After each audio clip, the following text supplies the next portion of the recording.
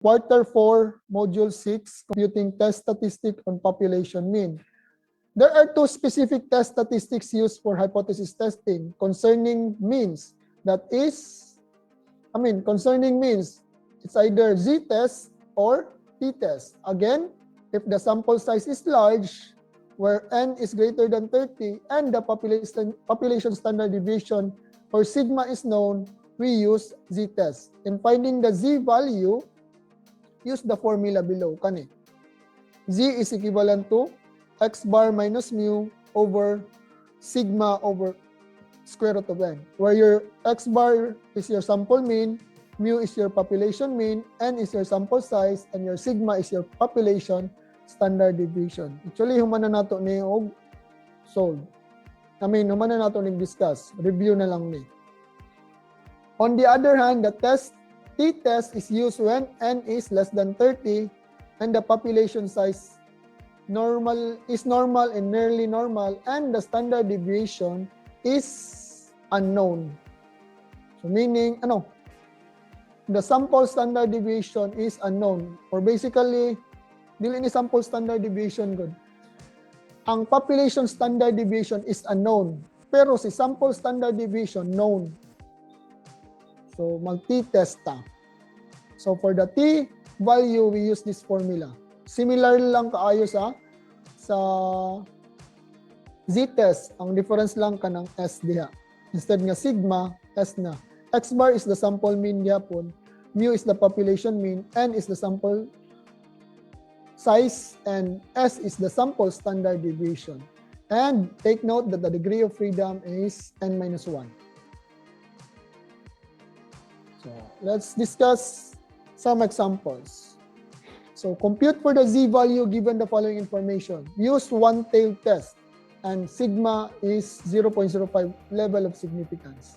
So, based sa given, X bar na to is, or the sample mean na to is 70, population mean is 71.5, population standard deviation is 8, and N is 100. So based from the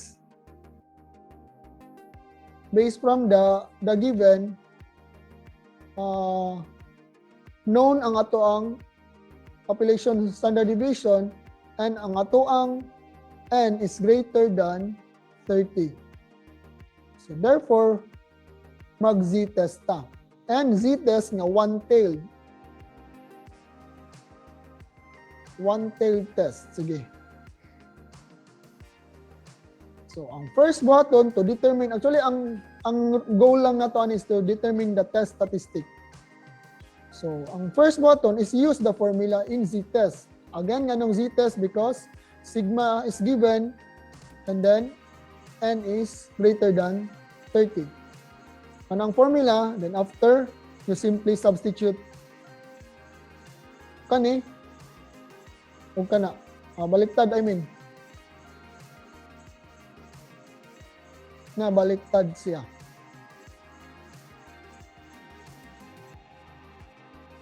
X bar minus mu.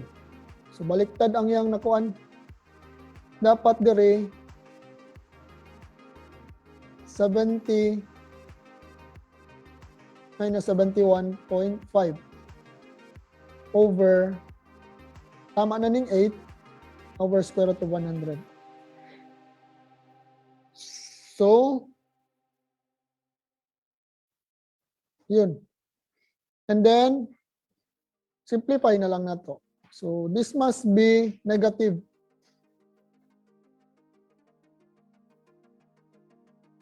So, negative siya because mas dako ato ang population mean. So, ang final answer is negative. So, therefore, this is negative 1.7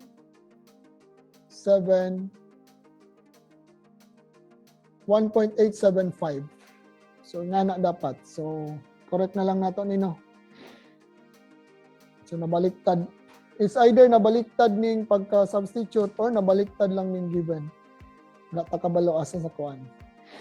So, yun. That's how to solve for the statistic. Another example, we have here a problem. that states, in the past, the average length of an outgoing call from a business office has been 140 seconds. A manager wishes to check whether that average has decreased after the introduction of policy changes. A sample of 150 telephone calls produce a mean of 135 seconds with a standard deviation of 30 seconds. Perform the relevant test at 1% level of significance. So, dili na to humanon, ang goal lang nato dire is mag-compute lang og test statistic. So sige, first let's determine unsay mga given. So kaning 140 seconds average length man daw na in the past. So meaning this is our mu. Average tapos sa past man na nimo nga kuan nga record. So that is our population mean. A manager wishes to check kung nag-decrease ba daw. So i-check niya kung nag-decrease. So nag-decrease less than ta. So therefore one-tailed test ta. A sample of 150. So this is greater than 30 atong sample size.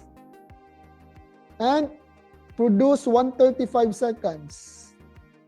So meaning this is our sample mean. Kaysa kaning 135 seconds sa sample naman nato na nakuha.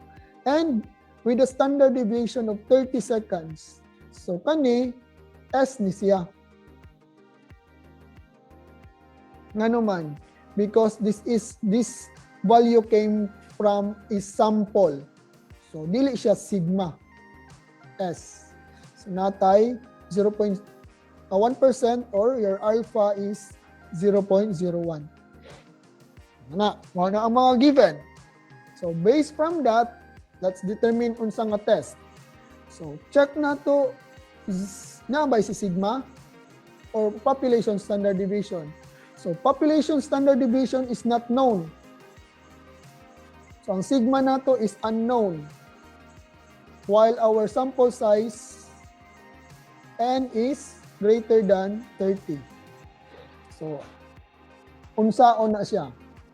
Kung greater than 30, again, basta greater than 30, automatic Z-test ni. Maski pag population standard deviation is not known, but by virtue of the central limit theorem, we can replace sigma with our sample standard deviation. So, Z-test gihapon ta. Again, greater than 30 man siya, maski pag wala si population standard deviation, we can use the central limit theorem and replace your population standard deviation with your sample standard deviation. So, moto Z-test gyapon ang gigamit. Tapos, substitution, 135 is our sample, nara? And 140 is our population mean. 30 atong gigamit na ara. So, in replacement sa atong sigma, atong gigamit is ang S. Ang sample standard deviation. Again, by virtue of the central limit theorem. Tapos, sample size nato is 150. Simplifying, this is negative 5. Kani, negative 5 man na. Tapos, square root an is kana. Actually, you can just use the calculator. Then, after you simplify, preferably, do not round off anything until sa last na ta para mas exact atong kuan. Sa final answer na ta mag-round off. So, sige daw, unsaon na siya pag-calculate. We have here 135 minus 140. 135 minus 140 equals negative 5. Pwede ra ka diretso, di ba kani, denominator man eh, pwede ra ka diretso i-times sayang reciprocal. Times times square root of 150 over 30 sa calculator. So, pwede ra ka equals no. 135 minus 140 equals negative 5 times square root ni 150 tsaka ka mag-divide kay 30. And that is negative 0.41.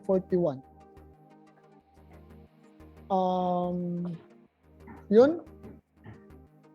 Negative. Rounding off, pwede ra 3 decimal places. Actually, sa Z na to, 3 decimal places na lang. So, sige, kwanta. Pagkasinabot na lang to sa 3 decimal places. So, negative 2.041. So, that's our Z value. Okay? That is an example na nagamit siya og central limit theorem. Wala tay sample standard deviation, population standard deviation atong gigamit si population standard sample standard again. Wala tay population standard deviation, but since ang atong sample size is greater than 30, then we can use our Z-test gyapon, pero ang gamiton nimo nga standard deviation is ang sample standard deviation na. Lastly, last example ta. The government claims that the monthly expenses of a Filipino family with 4 members is 10,000 pesos. A sample of 26 families expenses has a mean of 10,900 pesos and a standard deviation of 1,250 pesos. Is there enough evidence to reject the government's claims at alpha equals to 0.01? So, dili nato ni answeran diretso. Ang atong goal lang sa is to determine the test statistic. So, again, to determine that one, let's identify the given. Kaning 100,000, at 10,000 I mean is monthly expenses of the Filipino with 4 members. Ang government claim na. So, on the record, kumbaga, sa record nila, so mo niya ito ang mu. Then, a sample of n which is less than 30 man siya. Naaday mean na 109. So, sample mean, ano siya? X bar. And a standard deviation of 100. So, since naa siya sa statement na sample, so this is our S. Then, our alpha is this one. So, let's determine unsa nga test.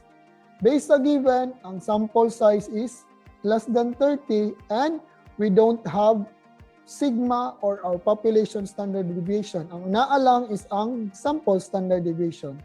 So, since less than 30 siya, tapos walay sample standard deviation, then, wala tayo population standard deviation, we need the t-test. So, T statistic atong isolve. So, similar formula but this time S atong gigamit. Next, substitute na lang. So, ang X bar na to, nara, 10,900. Ang mu na to is 10,000. And 12,500 atong standard, 1,250. Ato ang standard deviation, sample standard deviation, and sample size na to is 26. So again, same. Sa pagkuan solve, you have to type 10,900 minus 10,000 equals sa kauna. Tapos, times ka sa square root sa imong sample size, 26. Bago ka mag-divide sa imuhang 12,050 nga standard deviation. And that is